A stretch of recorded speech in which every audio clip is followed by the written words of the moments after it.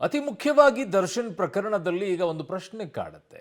ಬೇರೆಯವರ ಹೆಸರಿನಲ್ಲಿ ಸಿಮ್ ಅನ್ನ ಖರೀದಿ ಮಾಡಿದ್ಯಾಕೆ? ದರ್ಶನ್ ಅಂಡ್ ಗ್ಯಾಂಗ್ನಿಂದ ರೇಣುಕಾಸ್ವಾಮಿ ಕೊಲೆ ಪ್ರಕರಣ ಏನಿದೆ, ನಟ ದರ್ಶನ್ಗೆ ಸಿಮ್ ಕೊಟ್ಟಿದ್ದ ವ್ಯಕ್ತಿಯ ವಿಚಾರಣೆಯನ್ನ ಮಾಡ್ತಾ ಇದ್ದಾರೆ. ಬೇರೆಯವರ ಹೆಸರಿನಲ್ಲಿ ದರ್ಶನ್ ಸಿಮ್ ಖರೀದಿಸಿದ್ದೇಕೆ? ಯಾವ ಉದ್ದೇಶಕ್ಕೆ ಬೇರೆಯವರ ಸಿಮ್ ಅನ್ನ ಬಳಸ್ತಾ ಇದ್ರು ದರ್ಶನ್?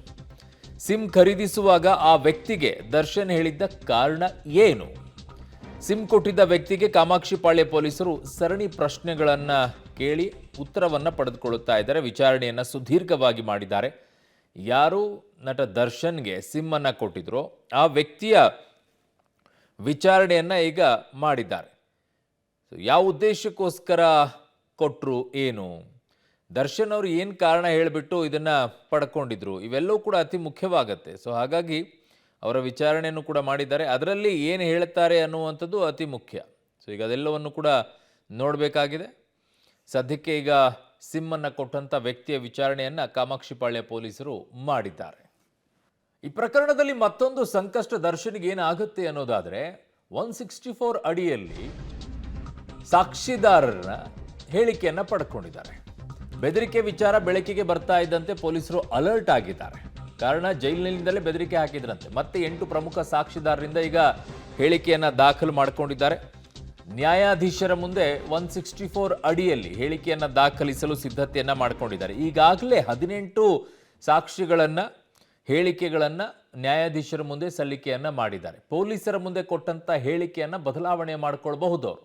ಇಲ್ಲ ಸರ್, ಪೊಲೀಸರು ನನಗೆ ಹೊಡೆದು ಬಿಟ್ಟಿದ್ರು, ಭಯಪಡಿಸಿದ್ರು, ಹಾಗಾಗಿ ನಾನು ಹೇಳಿಕೆಯನ್ನು ಹಿಂಗೆ ಕೊಟ್ಬಿಟ್ಟಿದೆ ಅಂತ ಆಮೇಲೆ ಹೇಳ್ಬೋದು. ಬಟ್ ನ್ಯಾಯಾಧೀಶರ ಮುಂದೆ ಕೊಡುವಂಥ ಹೇಳಿಕೆ ಕರೆಕ್ಟಾಗಿ ಉಳ್ಕೊಳ್ಳುತ್ತೆ, ಅದನ್ನು ಬದಲಾವಣೆ ಮಾಡ್ಕೊಳ್ಳೋಕ್ಕಾಗಲ್ಲ. ಇಲ್ಲಿ ನೋಡಿ, ರೇಣುಕಾಸ್ವಾಮಿ ಕೊಲೆ ಕೇಸು 18 ಜನರ ಸಾಕ್ಷಿಗಳ 164 ಹೇಳಿಕೆಯನ್ನು ಈಗಾಗಲೇ ದಾಖಲು ಮಾಡಿಕೊಂಡಿದ್ದಾರೆ. ಇನ್ನೂ 8 ಪ್ರಮುಖ ಸಾಕ್ಷಿಗಳನ್ನು ಈಗ ಹೇಳಿಕೆ ಪಡ್ಕೊಳ್ತಾರೆ. ಡಿ ಗ್ಯಾಂಗ್ ಸಾಕ್ಷ್ಯಗಳಿಗೆ ಬೆದರಿಕೆ ಆರೋಪದ ಬೆನ್ನಲ್ಲೇ ಪೊಲೀಸರು ಅಲರ್ಟ್ ಆಗಿ, ಸಾವಸ ಬೇಡ, ಇದು ಮತ್ತೆ ಹೇಳಿಕೆಗಳನ್ನ ಬದಲಾವಣೆ ಮಾಡಿದ್ರೆ ಕಷ್ಟ ಆಗ್ಬಿಡುತ್ತೆ ಅಂತ ಹೇಳ್ಬಿಟ್ಟು 164 ಹೇಳಿಕೆನೇ ದಾಖಲಿಸಿಕೊಳ್ಳೋಣ ಅಂತ ಹೇಳಿ ಸಾಕ್ಷ್ಯಗಳಿಗೆ ರಕ್ಷಣೆ ಮತ್ತು ಧೈರ್ಯ ತುಂಬುವ ಕೆಲಸಕ್ಕೆ ಈಗ ಮುಂದಾಗಿದ್ದಾರೆ. ಸುಮಾರು 180 ಜನರಿಂದ ಹೇಳಿಕೆಯನ್ನು ದಾಖಲಿಸಿ ಸಾಕ್ಷ್ಯಗಳನ್ನಾಗಿ ಮಾಡಲಾಗಿದೆ. ಪ್ರಮುಖ ಸಾಕ್ಷಿಗಳಾಗುವವರನ್ನು ನ್ಯಾಯಾಧೀಶರ ಮುಂದೆ ಹೇಳಿಕೆಯನ್ನು ದಾಖಲು ಮಾಡಿಕೊಳ್ಳೋದು 164 ಹೇಳಿಕೆ ಅಡಿಯಲ್ಲಿ. ಸಾಕ್ಷಿದಾರರ ಹೆಸರು, ವಿಳಾಸ, ಗುರುತಿನ ಮಾಹಿತಿಯನ್ನು ಪೊಲೀಸರು ಎಲ್ಲೂ ಕೂಡ ಬಹಿರಂಗವಾಗಿ ಬಿಚ್ಚಿಟ್ಟಿಲ್ಲ. ನಿನ್ನೆ ಡಿ ಗ್ಯಾಂಗ್ನ ಓರ್ವ ವ್ಯಕ್ತಿಯಿಂದ ಬೆದರಿಕೆ ಹಾಕಲಾಗಿತ್ತು. ಈ ಸಂಬಂಧ NCR ದಾಖಲಿಸಿ ತನಿಖೆಯನ್ನು ಪೊಲೀಸರು ಕೈಗೊಂಡಿದ್ದಾರೆ. ಹೇಗೆ ಬೆದರಿಕೆ ಹಾಕಿದ್ರು, ಜೈಲಿನಲ್ಲಿ ಇದ್ಕೊಂಡು ಫೋನ್ ಇತ್ತ, ಏನಾದರೂ ಯಾರ್ದರ ಮೂಲಕವಾಗಿ ಬೆದರಿಕೆ ಹಾಕಿಸಿದರೆ, ಇವೆಲ್ಲವೂ ಕೂಡ ತನಿಖೆ ಆಗ್ತಾ ಇದೆ. ತನಿಖೆಯಲ್ಲಿ ಬೆದರಿಕೆಗೆ ಪೂರಕ ಸಾಕ್ಷ್ಯಗಳು ಪತ್ತೆಯಾದರೆ ಮತ್ತಷ್ಟು ಸಂಕಟ ಅಂತೂ ಡೆಫಿನೆಟ್ಲಿ.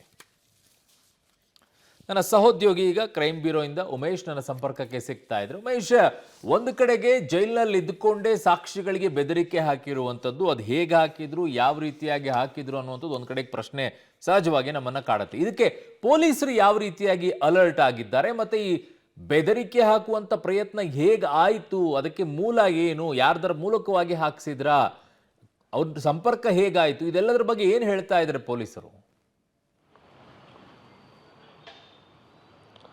ಅರುಣ್, ಈಗ ಅನ್ನಪೂರ್ಣೇಶ್ವರಿ ನಗರ ಪೊಲೀಸ್ ಠಾಣೆಯಲ್ಲಿ ಈಗಾಗಲೇ NCR ದಾಖಲು ಮಾಡ್ಕೊಂಡಿರುವಂಥದ್ದು. ದಾಖಲು ಮಾಡ್ಕೊಂಡಂಥ ಪೊಲೀಸರು ಆ ಪ್ರಮುಖ ಸಾಕ್ಷಿದಾರ ಯಾರು ಅನ್ನೋದನ್ನು ಇಲ್ಲಿವರೆಗೂ ಹೇಳಿಲ್ಲ. ಹಾಗಾಗಿ ಆ ಸಾಕ್ಷಿದಾರನ ದೂರನ್ನು ಆಧರಿಸಿ ಈಗ ಯಾವ ರೀತಿ ಅಂದರೆ, ನೇರವಾಗಿ ಆರೋಪಿಗಳಿಂದನೇ ಕರೆ ಬಂತ ಅಥವಾ ಇತರೆ ಆರೋಪಿಗಳಿಗೆ ಆತನ ಪರವಾಗಿ ಯಾರಾದರೂ ಕರೆ ಮಾಡಿ ಇವರಿಗೆ ಬೆದರಿಕೆ ಹಾಕಿದ್ರು ಅನ್ನೋದು ಕೂಡ ಪರಿಶೀಲನೆ ಮಾಡ್ತಾ ಇರುವಂಥದ್ದು.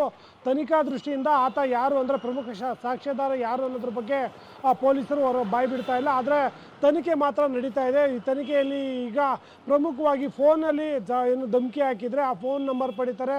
ನಂತರದಲ್ಲಿ ಯಾರು ಆತ ಅನ್ನೋದನ್ನು ಪತ್ತೆ ಮಾಡಿ, ಒಂದು ವೇಳೆ ಏನು ಬೆದರಿಕೆ ಹಾಕಿದ್ದು ನಿಜವೇ ಆಗಿದ್ರೆ ಸಂಬಂಧಪಟ್ಟ ಸಾಕ್ಷಿಗಳನ್ನ ಸಂಗ್ರಹಣೆ ಮಾಡಿ ಆತನ ಮೇಲೆ FIR ದಾಖಲು ಮಾಡ್ತಾರೆ. FIR ದಾಖಲು ಮಾಡಿದ ನಂತರದಲ್ಲಿ ಯಾರ ಸೂಚನೆ ಮೇರೆಗೆ ಇವರು ಫೋನ್ ಮಾಡಿದ್ರು ಅನ್ನೋದನ್ನು ಕೂಡ ಮಾಹಿತಿ ಆನಂತರದಲ್ಲೇ ಈ ಪ್ರಕರಣದ ಆರೋಪಿ ಯಾರು ಅನ್ನೋದ್ರ ಬಗ್ಗೆ ಸ್ಪಷ್ಟವಾಗಿ ಮಾಹಿತಿ ಸಿಗುತ್ತೆ. ಒಂದು ವೇಳೆಯಲ್ಲಿ ನಿಜ ಆಗಿದ್ರೆ ಅವ್ರ ಮೇಲೆ ಮತ್ತೊಂದು FIR ದಾಖಲಾಗುತ್ತೆ. ಮತ್ತು ಈ ಪ್ರಕರಣದಲ್ಲಿ ಕೋರ್ಟ್ಗೆ ಹೋದಂಥ ವೇಳೆಯಲ್ಲಿ ಮತ್ತು ಜಾಮೀನಿಗೆ ಅರ್ಜಿ ಹಾಕಿದಂಥ ವೇಳೆಯಲ್ಲೂ ಕೂಡ ಇದೆಲ್ಲ ಕೂಡ ಸಾಕ್ಷಿಗಳಾಗಿ ಪರಿಗಣನೆ ಆಗುವಂಥದ್ದು. ಇಲ್ಲಿವರೆಗೂ ಕೂಡ 180ಕ್ಕೂ ಹೆಚ್ಚು ಸಾಕ್ಷಿಗಳನ್ನು ಈಗಾಗಲೇ ಪೊಲೀಸರು ವಿಚಾರಣೆ ಮಾಡಿರುವಂಥದ್ದು. ಸಂಬಂಧಪಟ್ಟ ಮಾಹಿತಿಗಳನ್ನು ಕೂಡ ಕಲೆಕ್ಟ್ ಮಾಡಿದ್ದಾರೆ. ಅದರಲ್ಲಿ ಪ್ರಮುಖವಾಗಿ ಅಂದರೆ ಈ ಹಿಂದೆ 12 ಸಾಕ್ಷಿಗಳನ್ನು ಈ ಕೊಲೆ ಪ್ರಕರಣದಲ್ಲಿ ಇವರು ಮುಂದೆ ಬೇಕಾಗಿ ಬೇಕಾಗ್ತಾರೆ, ಅವರ ಹೇಳಿಕೆ ಮಹತ್ವದ್ದು ಅಂತ ಯಾರಿಗೆ ಯಾವ ಸಾಕ್ಷಿದಾರನ ಹೆಸರು ಬರುತ್ತೋ ಆತನನ್ನು 164 ಹೇಳಿಕೆ ದಾಖಲು ಮಾಡಿಕೊಂಡು ಆತನ ಹೇಳಿಕೆ ನ್ಯಾಯಾಧೀಶರ ಮುಂದೆ ದಾಖಲು ಮಾಡಿಕೊಳ್ಳುವಂಥದ್ದು. ಹಾಗಾಗಿ